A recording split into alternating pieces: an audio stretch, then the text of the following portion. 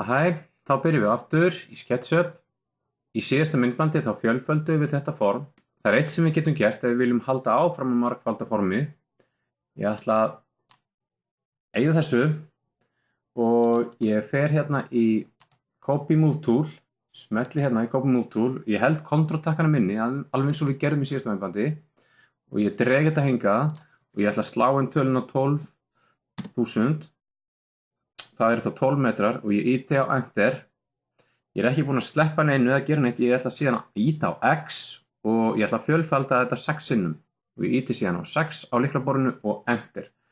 Þá heldur hún áfram að búa til fleiri. Þetta getur verið mjög hentugt ef við þurfum að fjölfalda og það er alltaf sama bil á milli.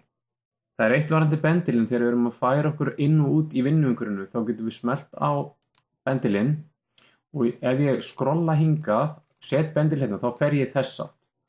Ef ég færi bendilinn hingað, þá fer ég hingað. Þetta er mjög mikilvægt til þess að geta fært sig á réttan stað í vinnuumhverfinu sem maður vill teikna. Ég nota skrollhjóli mikið til þess að færa mig í vinnuumhverfinu. Nota það sem takka með því að smella því niður og þá fæ ég Orbit Tool eða þá að ýta því niður og ýta á Shift í leiðinni og þá fæ ég Pan Tool til þess að færa til hliðana og upp og niður. Þá ætla ég að venda mínu kvæði í kross. Eyða þessu, ég smelli hérna yfir og ýti á Delete-takkan á lyklaborðinu. Við ætlum að skoða hringi og við ætlum að skoða kúrfaðar línur. Ef ég smelli hérna og geri hring, sleppi og við förum aðeins inn um bendilinn og við skoðum hérna, við sjáum að þetta er frekar gróft. Hérna eru fáir punktar, þess vegna myndast horn hérna í hringnum. Þetta er rauninni gert til þess að þegar skjölin er orðin gríðarlega stór og því fleiri punktar sem eru í skjalinu eða í hverri línu, því þyngra verður skjalið. Því er forritið uppsett með frekar fáum punktum til þess að skjölin verði ekki of stór. En við getum breytt þessu. Við getum farið hérna, ef ég fer aðeins út, ég smelli hérna á formið og við sjáum hérna niðri kemur 24, sides 24. Hún er að segja að það séu 24 punktar í hringnum. Ég er ekki búinn að smetla á neitt hérna. Ef ég segi hérna 50, ýta á 50 á lyklaborðinu og ýta á Enter og fer svo núna og teikna hringinn og við sjáum, og ég sleppi hérna, að þá sjáum við að við erum með mun fleiri punkta og hringurinn er fínni. Hann hefur ekki svona hög. Pröfum að bæta við fleiri punktum. Ég smelli hérna á formið og ég skrifa 70, Enter, fer hérna, bæti við, þá sjáum við að hann er ennþá fínni núna. Þetta er mikilvægt að hafa í huga þegar við erum að teikna. Og þetta á líka við önnur form hérna, með bogalínum.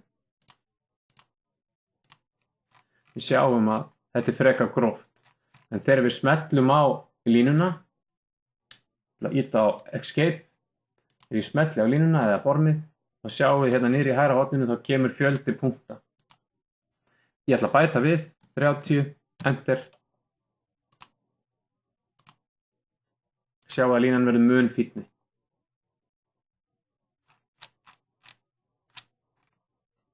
Ok, ég ætla að eyða þessu.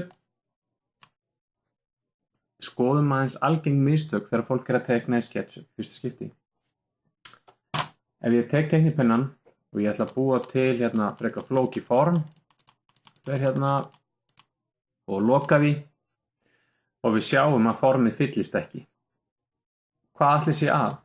Jú, ef við förum hérna í Orbit Tool og snúum, þá sjáum við að línan er ekki flöt. Þetta eru margar flóknar línur sem eru í mismunandi hæð. Hvað gerum við því? Jú, til þess að fá flöt sem er lokaður, ég eyða þessu. Ég ætla að snúa mér aftur í fletinum hérna. Við getum farið til dæmis hérna í kamera og standard view og farið í topp. Þannig að núna veit ég að ég er að vinna frá einu sjónarhorni, beint ofan á.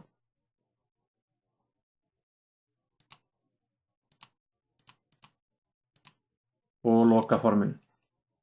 Leið og formin lokast og þá fyllist það. Og ég get farið hérna í Orbit Tool, einnig hægt að ýta niður skrollmúsinni. Ok, drögum þetta form upp, svona. teiknum aðeins á formið. Búa til hérna fleiri, smetla hérna.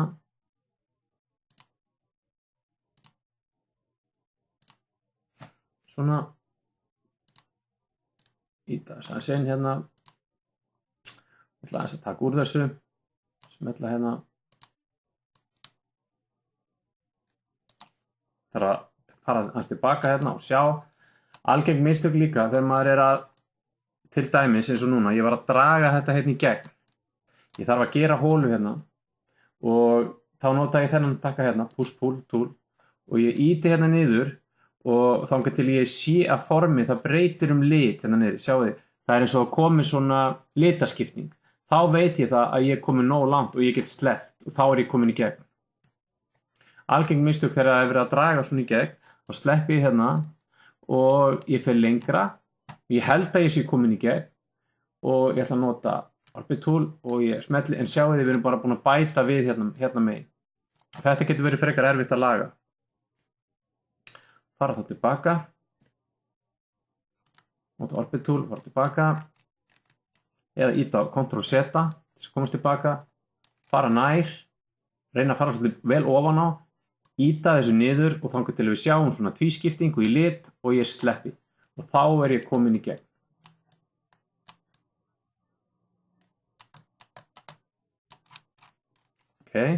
Önnur mistök sem ég sé oft notendur gera í SketchUp, að það kannski teiknar eitt form og svo teiknar það annað. Ég ætla að fara og bara búa til einfalt form hérna og ég ætla að lyfta þessu upp svona og síðan maður að vinna með fleiri en eitt form og ég ætla að velja formið og ég ýti á Copy Move tool og ég færi formið inn í svona og ég sleppi.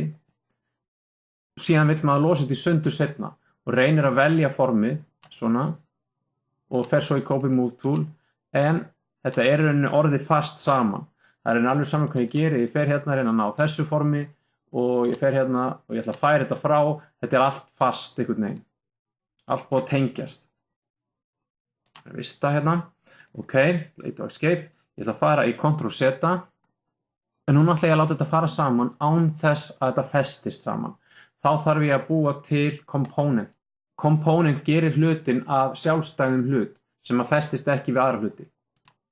Ef ég smelli hérna, ýti á component takkan, make component og ég get skýrt það, bara component 1, create.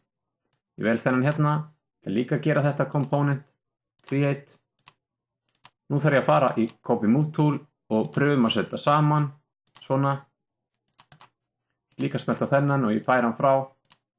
Þetta ekki fast saman. Ef ég ætla síðan að vinna í þessu formi áfram að teikna, þá þarf ég að tvísmetla á formið og þá get ég unnið inn í því. En þá ég búin að einangra mig pínu frá öðru. Þannig að þegar við erum búin að búa til component, eins og hérna, þá verðum við að tvísmetla til þess að komast aftur inn í skjalið og breyta því og bæta. Nú þessu myndband að ljúka, við höldum áfram í SketchUp hluti 3. Ég vil minna á ef við viljum læra að teikna verkefni frá A til Ö, þá það önnur kennslumyndbönd sem þið sjáið á YouTube eða á heimasíðunni fabula.is. Takk fyrir.